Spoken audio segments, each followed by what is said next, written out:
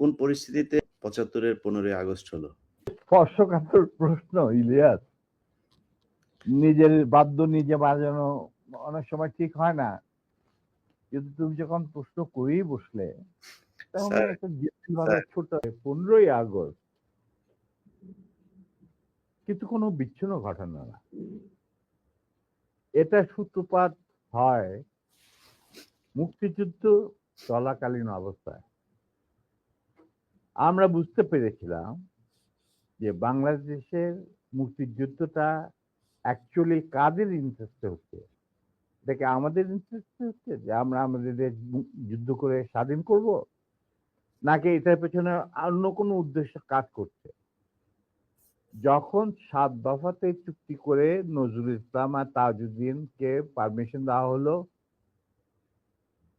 To establish provisional government in Calcutta, এই 7টা clause পড়ে sign করার পর, দস্তখত করার পরে নজরুল ইসলাম সাহেব ফিট হয়ে পড়ে গিয়েছিলেন যে এটা তো একদম একটা দাস খত যে আমরা ক্রমান্বয়ে ভারতের একটা করদ রাজ্য, তারপরে একটা অঙ্গরাজ্য হিসেবে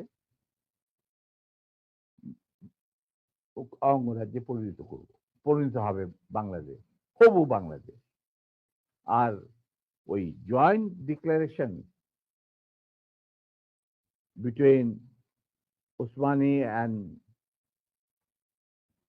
জেনারেল মানেকশর জয়েন্ট কমান্ড এস্টাবলিশ করার পর কথা ছিল যে general Osmani on behalf of Bangladesh government will invite General Manekshaw to come and be present as an auxiliary force commander, সহায়ক শক্তির কমান্ডিং চিফ হিসাবে in the surrender ceremony, but the instrument will be signed by the Mukti Fauj commander in chief, who was General Usmani, Colonel Usmani. কিন্তু সেটা হতে দেওয়া হলো না।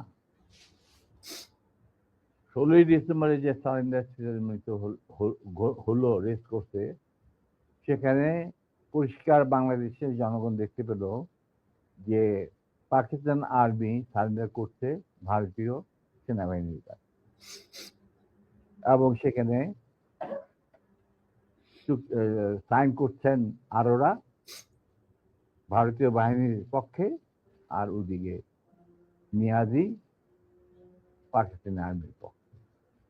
সেখানে মুক্তিযোদ্ধারা কোথায়? আমরা পড়ে থাকলাম ঝাড়ুদার হিসাবে ইন্ডিয়ান আর্মির রাস্তা পরিষ্কার করে দেওয়ার কাজে, বনে বাজারে। আমাদের কি কোনো শহরগঞ্জে ঢোকার পারমিশন দিল না মুজিব সরকার, মানে তাজউদ্দিনের সরকার, আওয়ামী লীগ সরকার। সেই অবস্থায় কি প্রমাণিত, এটা এই ঘটনায় কি প্রমাণিত হলো? ইন্ডিয়া প্রমাণ করলো সারা বিশ্বে যে বাংলাদেশের জনগণ নিজেরা যুদ্ধ করে দেশ স্বাধীন করেনি। বাংলাদেশ নামক একটি রাষ্ট্র প্রিমেচুরলি জন্ম দেওয়া হয়েছে as an outcome of Indo-Pakistan war, যেখানে ইন্ডিয়া জিতেছে। এইটা হলো ইতিহাসের শুরু। তারপর মুজিবকে যখন ছাড়া হলো, সে তো কিছুই জানতো না যে দেশ স্বাধীন হয়েছে, কোনো মুক্তি ফৌজ বলে কিছু ছিল, হাজার হাজার লোক দেশচ্যুত হয়েছে, প্রাণ হারিয়েছে, কি জানতো। তাকে যখন ছেড়ে দেওয়া হলো, তখন ইন্দিরা গান্ধী তাকে পাকিস্তানে ফোন করে বলল যে ফোন করলো মুজিব, ফোন করে বলল যে আমি দেশে ফিরে যাচ্ছি। তখন ইন্দিরা গান্ধী যাওয়ার আগে আপনার সাথে দেখা করে আমি আপনাকে কৃতজ্ঞতা জানতে চাই। তো তখন ইন্দিরা গান্ধী বলল, কৃতজ্ঞতা জানাবেন, আপনি ফোন না করলে আমি আপনাকে ফোন করতাম, আপনাকে ঢাকায় সরাসরি আপনি যাবেন না, আপনি নয়াদিল্লি হয়ে যেতে হবে। মুজিব সেটাই করলেন, তিনি চলে গেলেন নয়াদিল্লি, লন্ডন হয়ে। সেখানে কি হলো, যেই 7 দফা চুক্তিতে সাইন করার পর প্রবাসী সরকার গঠন করেছিল তাজউদ্দিন আর নজরুল ইসলাম, সেই আওয়ামী লীগ বাংলাদেশে ক্ষমতা গ্রহণ করলো সারেন্ডারের পর। ওই 7 দফা ভিত্তিতে, এবং সেই 7 দফাতে মুজিব স্বাক্ষর দেওয়ার পর ফিরে গিয়ে তিনি ক্ষমতা নিজে হাতে নিয়ে নিলেন। তাজউদ্দিনকে বললো, তাজউদ্দিন তুমি প্রাইম মিনিস্টার থাকবে না, আমি হব প্রাইম মিনিস্টার। তারপর কি হলো, কোনো নির্বাচন নাই, কিছু নাই। ওই 70-এর নির্বাচনের সুবাদে তারা ইন্ডিয়ার 4 স্তম্ভ ডুপ্লিকেট বাংলাদেশে ইম্পোর্ট করে তার উপরে একটা সংগঠন বানানো, হুবহু এক। শুধু তাই না, রবীন্দ্রনাথ ঠাকুর, যাকে নিয়ে আমরা নাচানাচি করি এবং অনেকের মানে ভাসে যায়, আপ্লুত হয়ে যায় আবেগে, এই রবীন্দ্রনাথ ঠাকুর একজন ইন্ডিয়ান নাগরিক এবং ইন্ডিয়ার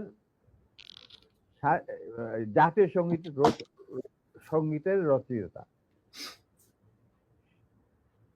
আমাদের দেশে তার চেয়েও প্রতিভাবান কবি কাজী নজরুল ইসলাম উপস্থিত থাকা সত্ত্বেও আমরা সেই ভারতীয় নাগরিকের একটা গানকে আমাদের জাতির উপরে চাপিয়ে দেওয়া হলো জাতীয় সঙ্গীত।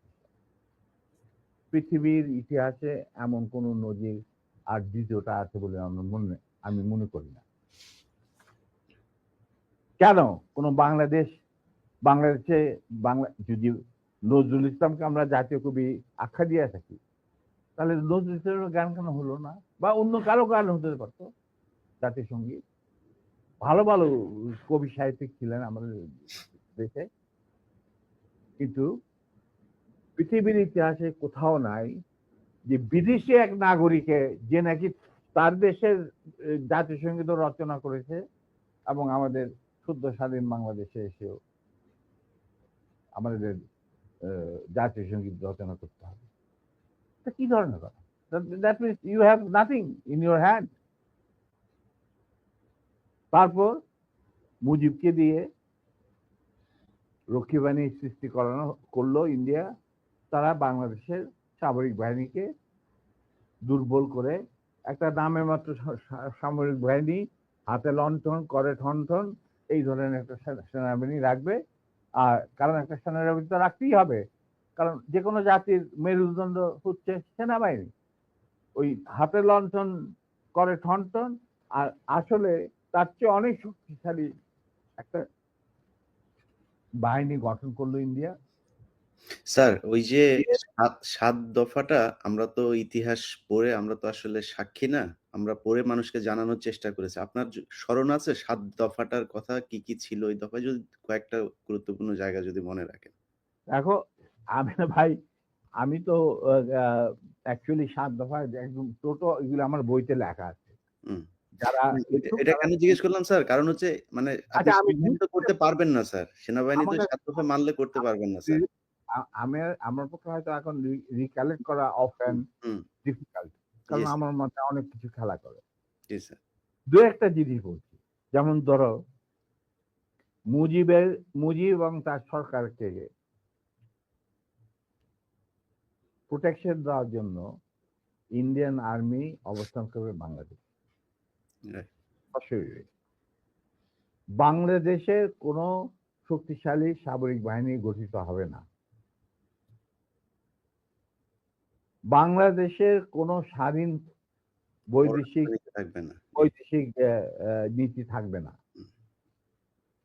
বাংলাদেশের শাসন ব্যবস্থা, আমলাতন্ত্র, শিক্ষা ব্যবস্থা, স্বাস্থ্য ব্যবস্থা, শিল্প ব্যবস্থা, কৃষি ব্যবস্থা সবকিছুই চলবে ভারতীয় বিশেষজ্ঞদের ইচ্ছা মতো। তারা মুজিব বিরোধী কোনো মানুষকে বাঁচিয়ে রাখা হবে না। তার জন্য যত লোক মারা দরকার মারা হবে, যত লোককে লুলা ল্যাংড়া করা হবে, চক্ষু তুলে নেওয়া হবে, মেয়েদের ইজ্জত লুণ্ঠন করা হবে, কোনো সমস্যা নাই। এইভাবে প্রতিপক্ষের উপর ঝাঁপিয়ে পড়ায় 40,000-এরও বেশি লোক মারা গেছে, সেটা সবাই জানে, প্রত্যক্ষ থেকে আসছে। তারপর তোমার আমরা একটা করদ রাজ্যে পরিণত হয়ে গেলাম। কিন্তু সমস্যা দেখা দিল যে বাংলাদেশের মাটিতে যদি যে ইন্ডিয়ান সোলজাররা অবস্থান নেয়, তাহলে বিদেশ থেকে কোনো রকম কোনো দেশেই বাংলাদেশকে স্বীকৃতি দিতে রাজি না। কারণ পাকিস্তান ইতিমধ্যে সিকিউরিটি কাউন্সিল থেকে একটা আইন পাস করে নিল যে বাংলাদেশে কে নিয়ন্ত্রণ করতে ভারত তাদের সেনাবাহিনীর মাধ্যমে, মুজিব সরকারের মাধ্যমে। অতএব এটা একটা ডিসপিউটেড টেরিটরি, এটা একটা স্বাধীন দেশ নয়। তাই আপনারা স্বাধীন কিভাবে রিকগনাইজ করবেন মুজিবের সরকারকে?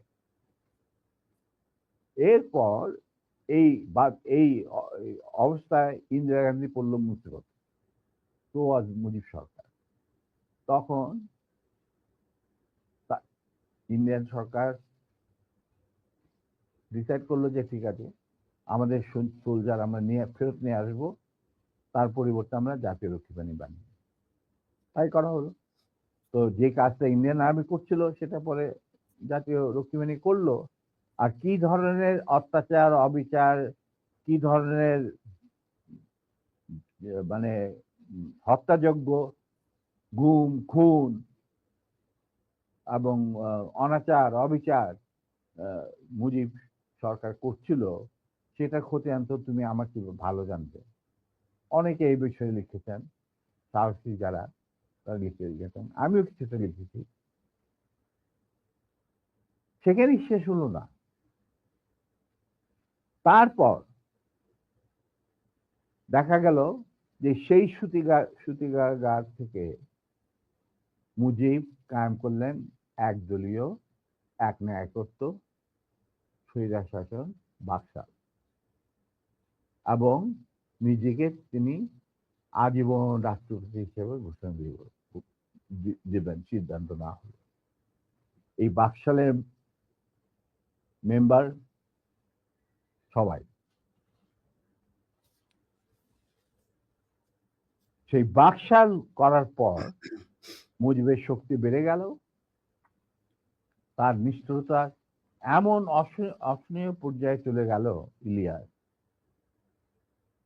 লুটপাট, মার ধর, চোরাচালান, তার নকল টাকা ছাপানো ভারত থেকে, এই সমস্ত মানে একটা আমাদের মনে অস্তিত্বই এমন অবস্থায় গিয়ে থাকলো যে মানুষ একদিন মুজিবের জন্য দোয়া করেছিল, যে আল্লাহ আমাদের এই মুজিব আমাদের চোখের মনি, আমাদের বাঁচাবে, দেশকে স্বাধীন করবে, বাঙালিদের ন্যায্য অধিকার আদায় করবে। সেই মুজিবের জন্য লোকজন আল্লাহর কাছে দোয়া চাচ্ছিল যে আল্লাহ আমাদের আজাদ দাও, নমরুদের হাত থেকে আজাদ দাও, আমরা তো শেষ, মরে যাচ্ছি সব, কোথাও কোনো কেউ নেই প্রতিবাদ করা। এটা তো আমরা যারা সেনাবাহিনীতে তখন ছিলাম, যারা দেশপ্রেমী যোদ্ধা, তারা ঠিক মেনে নিতে পারেনি। যেভাবে তারা মেনে নিতে পারেনি পাকিস্তানের জান্তাদের অবিচার এবং দুরাচার। এরই পরিপ্রেক্ষিতে তাদের নেতৃত্বে সংগঠিত হয় একটা সেনা বিপ্লব। অনেকে বলে মুজিবকে মারা হলো কেন? মুজিব তো মারা যায় নাই, মুজিব নিহত হয়েছে একটা সেনা অভ্যুত্থানের ঘটাকালে। সেনা অভ্যুত্থান তো আর খালি হাতে মার্বেল খেলে না, ওখানে দুই পক্ষ থেকেই গোলাগুলি হয় এবং হতাহত হয় দুই পক্ষে।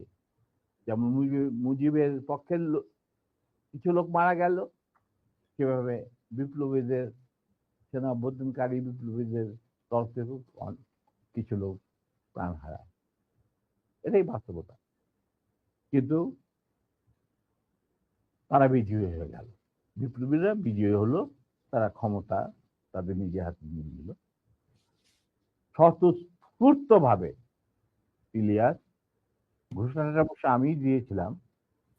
স্বতঃস্ফূর্ত ভাবে মুজিবের সেই মৃত্যুর খবর জানার পর আর বাকশালের পতনের খবর জানার পর লাখো লাখো লোক, মানে দেশের রাস্তা ঘাট, গঞ্জ, শহর, বন্দর, নগর, গ্রাম, সবাই আনন্দ মিছিল বের করলো। আমরা তো এই সমস্ত লোকজনকে ডেকে নিয়ে আসিনি, স্বতঃস্ফূর্ত ভাবে লোকজন। আর যে সমস্ত রাজনৈতিক নেতা বা দলগুলো আন্ডারগ্রাউন্ড ছিল, তারাও জনসমর্থন নিয়ে রাস্তায় চলে আসে। এইভাবেই জনস্বীকৃতি পেয়েছিল 15ই আগস্টে 32 সামরিক অভ্যুত্থান। এবং পরবর্তীতে খালেদ মোশাররফের প্রতিক্রিয়াশীল কুচক্রীদের কুদেতার বিরুদ্ধে ঘটা 7 নভেম্বর সিপাহী জনতার বিপ্লব। এগুলো সব একই সূত্রে গাথা। তো আমি বলবো যে আমাদের ফার্স্ট রিপাবলিক ছিল ফ্রান্স রেভলিউশনের পরিপ্রেক্ষিতে বলছি, ফার্স্ট রিপাবলিক ছিল 71 মুক্তিযুদ্ধ, তারই ধারাবাহিকতায় হয়েছে 75 আগস্ট বিপ্লব, তারই ধারাবাহিকায় থার্ড রিপাবলিক হয়েছে 1924 সালের ছাত্র জনতার গণ অভ্যুত্থান। এখন যেহেতু আমি বলেছি যে সম্পূর্ণ বিজয় আমাদের এখনো অর্জিত হয়নি, চলমান বিপ্লবের গতিধারায় সংগঠিত হবে চতুর্থ রিপাবলিক, মানে চতুর্থ বিপ্লব। আমি এবং আমার সাথী ভাইরা যারা এখনো বেঁচে আছেন, যে অবস্থাতেই আছেন, আমরা যদি আমাদের বর্তমান প্রজন্মের বিপ্লবীদের, ছাত্র জনতা, তাদের বিপ্লবী কাণ্ডে কোন রকম অবদান রাখতে পারি, আমাদের নিজস্ব অভিজ্ঞতা, যোগাযোগ